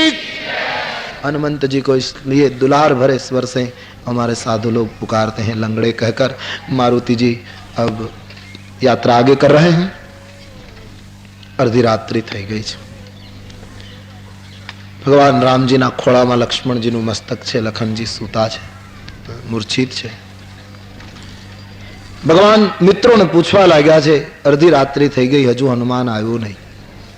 બોલે મહારાજ હમણાં આવી જશે, હજી ઘણો સમય છે. લખનની જટા ઉપર હાથ ફેરવતા રામજીના નેત્રો આજ ભીંજાયા છે. सकहु न दुखित देखी मोहि काऊ, सकहु न दुखित देखी मोहि काऊ, बंधु सदा तव मृदुल स्वभाव, बंधु सदा तव मृदुल स्वभाव. ए भाई તું મારું દુઃખ ક્યારેય જોઈ શકતો નહોતો, મારા ચહેરાને ઉદાસ તું ક્યારેય નિહાળી શકતો નહોતો, તારો એટલો કોમળ સ્વભાવ હતો. મારા માટે તે માતા પિતા પત્ની રાજ્ય બધું છોડ્યું, અને આજ કેમ તને મારા ઉપર દયા નથી આવતી? અને વાત એ સાચી. પ્રસંગો એમ કહે છે ચિત્રકૂટની તળેટીમાં જ્યારે રાઘવ ફળ ફૂલ ખાતા હોય ત્યારે લખનની આંખમાં આંસુ આવી જતા. સરકાર પૂછે લખન, બોલે કુછ નહીં મહારાજ, નહીં બતાના ક્યા હો રહા. એક જ વાક્ય કહી શકે, મહારાજ કાચા પાકા ફળ ફૂલ ખાઓ ને એ હું બહુ જોઈ શકતો નથી. આ જે પ્રેમ, આ જે એક ભાવ, 14 વર્ષ તું મારા માટે જાગતો રહ્યો, આજ તને શું થયું ભાઈ? મમ હિત હેતુ તજેવું પિતુ માતા. મારા માટે તે માતા પિતાને ત્યાગ્યા, પત્નીને છોડી. મારા વિકળ શબ્દોને સાંભળીને ઉઠને બાપ, આટલા વર્ષનું જાગરણ તે કર્યું છે, એક સાથે તો નિદ્રા નથી લેવી તારે. અને લખન, હું જાણું છું જે મારા વિચારો છે તે આ જગતમાં બધું મળે, તન ધન ધામ ભુવન પરિવારા, જગતમાં બધું મળે, આવે જાય, એ તો સંસાર છે, એક સાયકલ છે, ફરતું ચક્ર છે.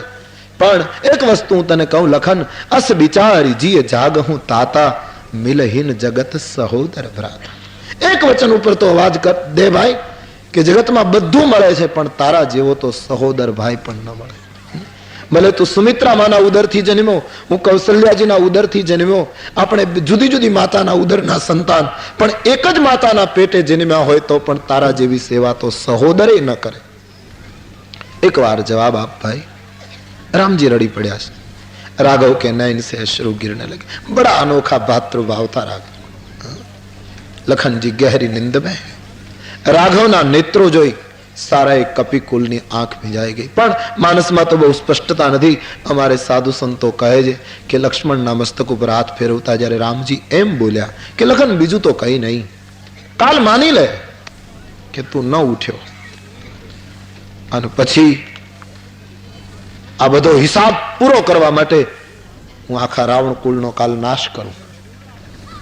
अने रावण कुल नो नाश कर्या पछी भरत ने मैं वचन आप्युं छे कि 14 वर्ष पूरा थशे एटले हूँ पाछो आवीश। ए वचन निभाववा माटे हूँ सीता ने लईने अवध जाऊं, अवध ने बचाववा माटे। तने छोड़ीने तो अवध मने पूछशे एने प्रत्युत्तर आपी दईश। सुमित्रा मानो मने विश्वास छे तने जोशे नहीं एटले मने पूछशे ज नहीं, ए समजी लेशे कि मारो पुत्र राघवना काममां क्यांक कुर्बान थई गयो लागे। मां कौशल्या ने समजावी दईश, कई मां ने समजावी दईश, वशिष्ठ बापजी ने समजावी दईश, पण हूँ अवधमां पहोंचीश लखन, लोको तैयारी करशे, मने मजबूरन राज्याभिषेक करशे मारो, हूँ सीता अयोध्यानी गादी उपर बेसीशुं, उत्सव उजवाशे तारी गैरहाजरीमां। भरत अने मांडवी मने पगे लागवा आवशे, शत्रुघ्न अने श्रुति कीर्ति मने पगे लागवा आवशे।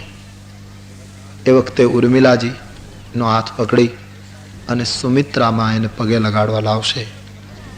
अने उर्मिला ने ज्यारे सुमित्रा कहेशे बेटा राघव के चरणों में वंदन करो, अने उर्मिला ज्यारे मने पगे लागशे त्यारे लखन एक वार मने बताव एने हूँ आशीर्वाद में कया शब्दों कहूं, हूँ एने शू कहूं? हूँ एम कहूं कि उर्मिला सीता ने मेळववा माटे बेटी तारी मांगनो सिंदूर भूसाववो पड्यो छे। अने ज्यारे उर्मिलानी आंखमांथी आंसू पड़शे त्यारे हूँ केम जीवी शकीश? मारी दया ना आवे तो कई नहीं बाप, जानकीनी दया ना आवे तो कई नहीं, अवधना लोकोनी दया ना आवे तो कई नहीं लखन, पण ये तपस्वीनी गरीब उर्मिला माटे एक वार जवाब आप। काले अवध ने चेहरो केम बताऊं, काले सुमित्रा माने शू जवाब आप? अने तू जो आज नहीं बैठो थाय तो जगत मांथी 3 वस्तुनो नाश थशे। पहलू मारी अवधनु गौरव खलास थई जशे, तू मारी अयोध्यानु गौरव छो बाप। बीजू उर्मिलानी सिंदूर, उर्मिलानी मांगनो सिंदूर खलास थशे। अने त्रीजू राघवनो प्राण उड़ी जशे, हूँ तारा वगर जीवी नहीं शकूं बाप। भगवान राम अति व्याकुल जणाया, कपिकुल पर एनी असर थई छे, पण जेम करुणामां वीर रस आवीने उभो रहे एम जय श्री रामनो कोई गर्जना करी। जामवंतादीए जोयुं महाराज मारुति आवी गयो, लोको उभा थया छे। हनुमंतलालजी धरती पर नीचे उतर्या, एक बाजू पर्वत राख्यो छे। हनुमंतजी दौड़ी सुषेण ने कहे महाराज जल्दी तैयारी करो, औषधि आ गई। सुषेणे औषधि लीधी छे, उपचार कर्यो, त्रिभुवन ने मारीने जीवतुं करे। ए ब्रह्म लखननी सामे जोई रह्या छे, मारो भाई हमणा बैठो थशे, मारो बाप हमणा उठशे। अने जे औषधिनी असर थई छे, लक्ष्मणजीए ज्यां करवट बदली छे, राम कहीने ज्यां पड़खुं फेरव्युं, राघवना नेत्रो भराई गया छे। लखनजी बैठा थया छे, तुलसीजी स्पष्ट करे छे कि लक्ष्मणजी ज्यां बैठा थया ए वखते पहला लक्ष्मण ने राम न मळ्या पण पहला हनुमान ने भेटी पड्या। धन्य अंजनीना बेटा, ते मने सदैव ऋणी करी दीधो, रघुकुल तारा ऋण मांथी मुक्त नहीं थई शके। कपि से उरी न हम नागी। भरत भैया कपि से उरी न हम नागी। जब राम जी भरत के सामने हनुमंत जी की गाथा कह रहे थे, आज्ञा भंग कबहु नहीं कि नहीं, जह पठवो तह जाई। तुलसीदास पवन सुत केरी, प्रभु निज मुख करत बड़ाई। હનુમાનજીને ભેટ્યા છે, હનુમાનજી જો પ્રભુના પગમાં પડે છે અને જ્યારે લખનને ભેટે છે, બંને ભાઈઓને ભેટતા જોઈ અંજની નંદનની આંખમાં પ્રેમાશ્રુ આવ્યા છે. પ્રભુની કૃપાથી આજ હું નિમિત્ત બન્યો છું એક મહત્વના કાર્યમાં. ગોસાઈજી બાબા કહે, સુષેણને હનુમાનજી છોડી આવ્યા છે. આખી સેનામાં નવો સૂર પુરાયો, નવો ઉત્સાહ પુરાયો છે. લખનનું પાછું બેઠું થવું એ સમાચાર રાવણને મળતા રાવણ કુંભકર્ણની પાસે ગયો છે અને કુંભકર્ણને મર્યાદા પહેલા, સમય પહેલા જગાડ્યો. કાજલનો ડુંગરો બેઠો થાય એમ કુંભકર્ણ બેઠો થાય. કજ્જલગીરી જૈસા સહિત કલ્યાણ. હે શઠ, જગતની માનું અપહરણ કરતા તને શરમ ના આવી? પુલત્સ્ય કુળને તે કલંક લગાડ્યું. અને તારે જો આ બધું કરવું તું તો પહેલા મને જગાડવો તો.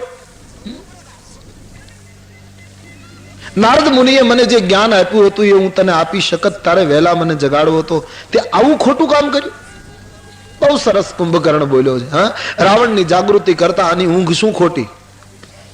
જયારે જાગ્યો ત્યારે આટલું સરસ બોલ્યો. રાવણને થયું, પણ રાવણ કુંભકર્ણની એક નબળાઈથી પરિચિત હતો. એને ખબર હતી કે આ બોલે ગમે તેટલું, બાકી આના મનમાં સંકલ્પનો અભાવ. ઘણા માણસોના વિચાર બહુ ઊંચા હોય, પણ વિચારને અને આચરણને નદીના બે કિનારા જેટલું અંતર હોય ભેગા થાય જ નહીં. સંકલ્પનો સેતુ નહોતો આમાં, ક્યોંકિ કિનારા ભેગા થાય જ નહીં.